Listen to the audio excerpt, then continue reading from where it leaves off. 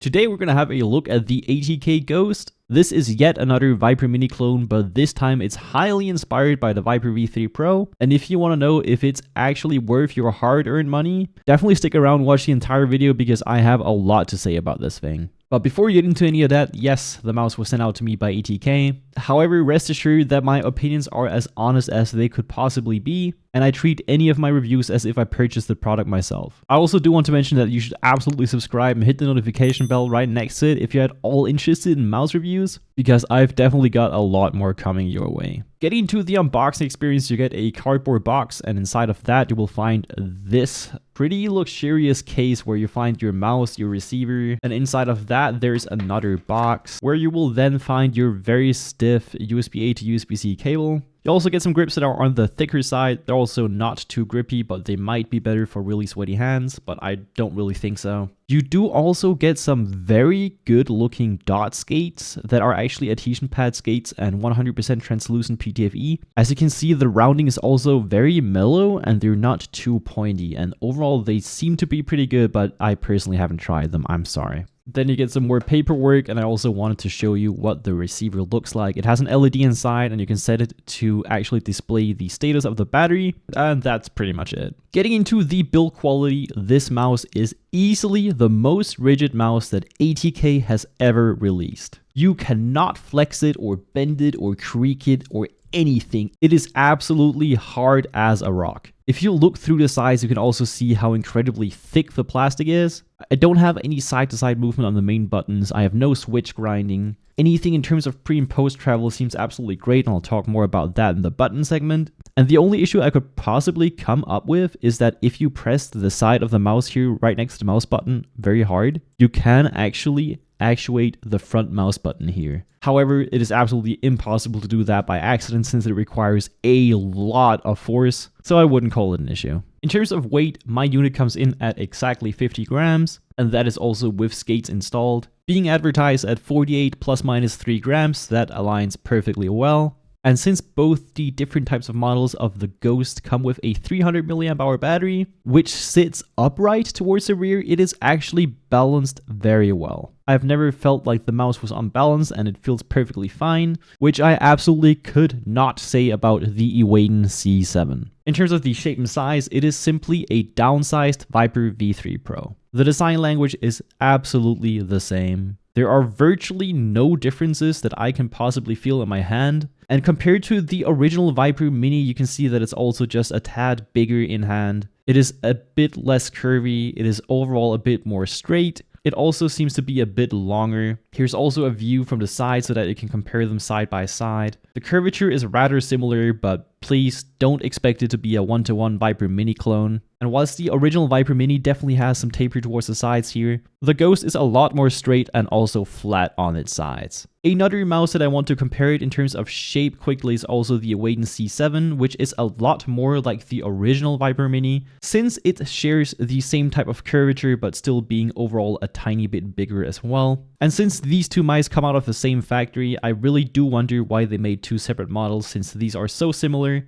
and they are both highly inspired by the Viper Mini, but just one being a bit more straight than the other. The absolute last comparison I want to do is with the Hitscan Hyperlight, which is also in a very similar category, in it being inspired by the original Viper Mini, but also being a bit more modern and also a bit more flat in its design, very similar to the Viper V3 Pro over here. You can see that the curvature is also rather flat and very similar to the Ghost over here. Length and size is also rather similar, and so is the side profile, but the Hyperlight definitely has a lower button height, which is absolutely noticeable. The Hyperlight is also much more of a flat mouse in terms of its sides, which is very similar to the Ghost over here. And in terms of its in-hand feel, the Hyperlight feels a bit more wide towards the rear and also towards the front. However, the differences are absolutely minuscule, and I would consider these mice as being very similar, but with the Ghost being a bit more narrow towards the rear and a bit more maneuverable. In terms of grip styles and hand sizes, definitely check out the links down in the description below for any more info on grip styles and also on how to measure your hand size. Since I would consider this being a small to medium sized mouse, I would only recommend it for someone with 19 by 10 centimeter hands and slightly above or also just below for an aggressive or a pincer type of claw grip. For a palm grip, I would only recommend it for around 18 by 10 and below,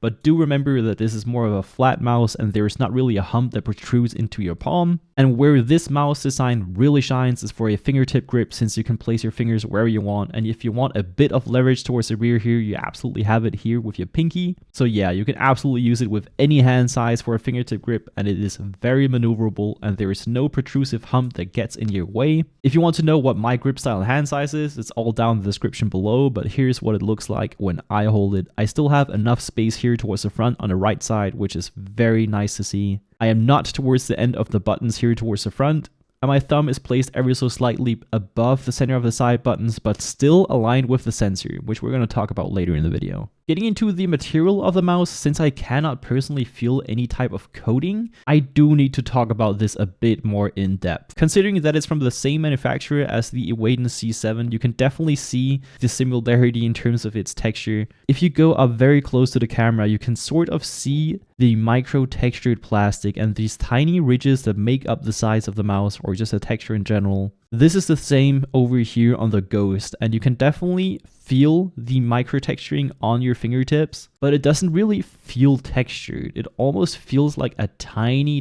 bit fuzzy over here on the Ghost, whereas it felt like a proper fur ball over on the C7. This texture feels a lot more normal, and it doesn't annoy me in game. It just feels like you're gripping pretty much a normal plastic mouse that just has ever so slightly textured surface. But the thing is, for my very dry and also a bit cold hands, since we're in the middle of winter here in Switzerland right now, the mouse really isn't too grippy. I really need my hands to be actually warm for it to grip well with this thing. I really do wonder if it's even possible to grip this thing with very hot and like sweaty hands. But for me personally, the grip hasn't been the absolute best in the entire world so far. It is definitely manageable and better than something like absolute raw plastic on the original Viper Mini, so I might assume that these type of ridges and texturing is helping a bit, but I would definitely recommend some Cicada wing grip tape from X-Ray Pad if your hands are more on the colder and also on the drier side. Considering it being a small to medium mouse, weighing 50 grams is a bit on the higher end, especially considering that they're using this carbon fiber composite material or whatever it's supposed to be. In reality, we don't really know what this material actually consists of, since they can say whatever they want. I will say that the mouse is insanely rigid, but I would probably still prefer a normal plastic outer shell with a great coating, since this just feels a bit unconventional. In terms of the skates, they are incredibly good. They are 100% translucent PTFE pad skates, with adhesion pads underneath to make them a bit more even. The dot skates that come included inside of the box also look to be really good. They have a very mellow rounding and a bit on the flatter side, but they also do come with adhesion pads underneath, and I really like to see this type of stuff included with a mouse. The only thing that is really not good on the skate design are the ridges that kind of strike up from the bottom of the base plate. If you play on an X-Soft pad, you will be able to notice these ridges from the skates, and they will scratch on your mouse pad. So as some feedback here for ATK or whoever manufactures this mouse, please get rid of the damn skate ridges. The only way to fix this is either have a completely flat base plate, or actually just have indentations for your skates similar to the new Super Strike. As you can see from the side, the skates barely go above the outer skate ridges. So if you're on a mid or a firmer pad, you will not be able to feel this, but as soon as you play on something softer and put some pressure into your mouse pad, you will feel the scratching. In terms of the buttons, since I have the ultimate version, I actually got mechanical switches, and they feel and sound really nice. The only thing I will have to mention here is that if you press your button towards the very front, there is quite a bit of post travel. If you use your mouse buttons here towards the rear, the holes are absolutely gonna annoy you. And the clicks also become very stiff and heavy if you press them more towards the rear, so they are very sweet spot dependent. I would say that the click is a bit more tactile than it is light. It is definitely very defined, and you will not be able to accidentally click with these. So if you like a super spammable and very easy to use click, this is not for you. Please keep in mind that the extreme version uses FE optical switches. So if you want to know what they're like, definitely check out my F1 V2 ultimate video up here in the top right corner. In terms of the side buttons, they are light to actuate. They are overall just really good. They don't have too much pre or post travel. They also do not dive into the shell or anything like that, and they're overall really solid. I will say that this shiny lacquer that is on top of the side buttons does feel very grippy. They are super glossy and they also just look pretty cheap in my opinion, since it's not real metal. So yeah, if you don't like sticky side buttons or just glossy side buttons in general, I cannot recommend this to you.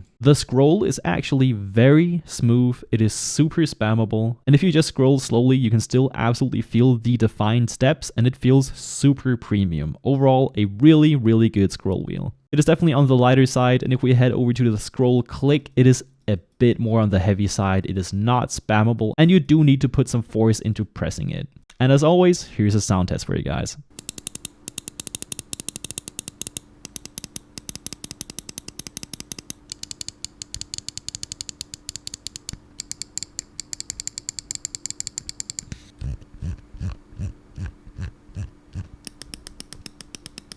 Before getting into sensor position, I do want to talk about the tri mode. This mouse actually supports Bluetooth and 2.4 GHz with the receiver that it comes with inside of the box. So if you want to use this mouse on the go as well with your laptop or whatever, it can absolutely do that. But yeah, in terms of the sensor position, if I put my thumb between the side buttons, you will see that it's actually ever so slightly above it. So the way that I grip it naturally with my 19 by 10 centimeter hands, and also making it so that my thumb goes into this curvature here, where it kind of flares out towards the rear and flares out towards the front. The sensor is aligned perfectly with that, so it's actually centered with the grip width of the mouse in mind, which is very nice. If you don't know what sensor position is and how it affects your aim, definitely check out the link down in the description below. In terms of battery life, it is highly dependent on the setting of your WebDriver. And since it's a WebDriver dependent, I will talk about it in the WebDriver segment that we're going to go into in a bit. But before you go into that, I do want to talk about the differences of the Ultimate and also the Extreme. Obviously, there are going to be differences in terms of the available colors, but the main difference that you're actually going to feel is that you will have a lot less battery life. With the Extreme version that comes with the Nordic 54H chip, this chip is slightly higher performing and just very unleashed in terms of power efficiency. So if you don't want to plug in your mouse every other day on high polling, definitely go for the Ultimate version with the Nordic 54L15. The weight of the two mice is the same because they both come with a 300 mAh battery. And the other main difference that you're also going to feel is that the Ultimate version comes with mechanical switches just like mine that I showed you before, and the Extreme one comes with FE custom opticals. Apparently, the Extreme version also does not support Bluetooth, and that's it for all the differences. In terms of the WebDriver, you can find it over at hub.atk.pro. Here you can click on your mouse, and if the translations are not working for you, go up here in the top right corner and set it to English. Inside of the other settings, I would definitely recommend you to upgrade the firmware if there is a firmware upgrade available. You do also have different types of profiles that you can go between of. The WebDriver also provides different types of profiles that are actually on board. You can rebind all of your buttons, including the DPI button underneath. You can set up macros and bind those to your keys as well. Inside of the DPI settings, you can actually do XY split DPI here, which is very nice to see. You can also change the color of your DPI profiles, which is also super cool. In terms of the performance settings, if you care about battery life, head into the competitive firmware mode, which still has high scanning. But if you want the absolute best performance and you never want your mouse to go to sleep ever, go for the firmware max, which will also come with a very poor battery life, especially if you use high polling. They do state that your mouse lasts 20 to 25 hours in 8K, but I personally cannot see that happening. Especially over on the Extreme version of the mouse, this is probably going to be half of that. For me personally, on the competitive firmware with 2K polling, my mouse lasted for about a week, which is really nice to see. Please keep in mind that this is on the Ultimate version of the mouse. In terms of the parameters, here are my recommended settings. Since the mouse that I have, which is the Ultimate version, it comes with mechanical switches, so I have a debounce time of 1 millisecond, and I might have to up it to 2 milliseconds since I accidentally double click sometimes on very rare occasions. The dongle you can set to display your battery life, which is very cool. If you're incredibly schizo about performance, you can also enable the ultra distance mode. Sleep time I have to 1 minute. The lift off distance you can change in 0.1 millimeter steps, which I absolutely love to see. Good job, ATK. You also have sensor rotation, and just in general, this is probably the best WebDriver out there on the market. They have pretty much anything that you could ever wish for. As I already mentioned, you have different types of profiles here that you can switch between off on board as well. And that's really about it for the WebDriver. Before we get into my conclusion, I do quickly want to talk about the price of this thing. It varies heavily depending on where you get it from. If you want a 2 years warranty period, you can get it on Max Gaming for either 115 or 140 euros depending on what type of version you want to get. On the official ATK store, the ultimate version costs $110 and the extreme version costs $130 US. And if you head over to AliExpress, you can see that their price is noticeably lower, but please do keep in mind that warranty and also customer support might not be ideal. Considering that the price difference is so big between their official Western market store, AliExpress, and also Max Gaming, I personally would buy it from AliExpress myself if I had to buy this mouse. As some quick feedback to ATK here, I think that this pricing is incredibly harsh for the Western market, especially considering that not only are they a budget-oriented mouse brand, but also do their mice cost almost half of their Western prices over in China. Now, to the conclusion, who is this mouse for? If you're not a huge fan of coatings and you just want a slightly micro-textured mouse and have always wanted a Viper V3 Pro Mini, this is pretty much it. I don't think we're gonna get anything closer to a Viper V3 Pro Mini than this, and although the mouse is incredibly rigid and I cannot get it to bend or anything like that, I would still prefer to see this in a solid plastic version with a great coating. However, for those very few people that do not like coatings since they want their mouse to last longer, I think that this might be for them, because this is pretty much just micro-textured plastic, and I think that this mouse is gonna hold up pretty darn well. If you want to know if this shape and size is anything for you, definitely check out the previous chapter about shape, size, and recommendations. But yeah, in general, this, besides the ATK duckbill, is probably their best mouse that they have ever made. Especially in terms of build quality and the overall user experience, combined together with the awesome 100% translucent PTFE skates, it is just a very good mouse. Unfortunately, it is just not for me. I personally couldn't really get used to the feel of the mouse, and I do feel like I'm lacking some type of grip, so if I had to main something like this, I would definitely have to put on grip tape. The skate ridges are also absolutely noticeable on softer pads, so that is just a pretty bad design flaw. And if you're buying it from their official ATK store in the Western market and pay over $130 US shipped for this thing, I personally do not think that you're getting enough value. Considering the value that you're getting for the listings over on AliExpress, it does seem like a really good deal, to be honest, since it's just that rigid and the WebDriver is that excellent. But yeah, you'll have to decide for yourself. Just keep in mind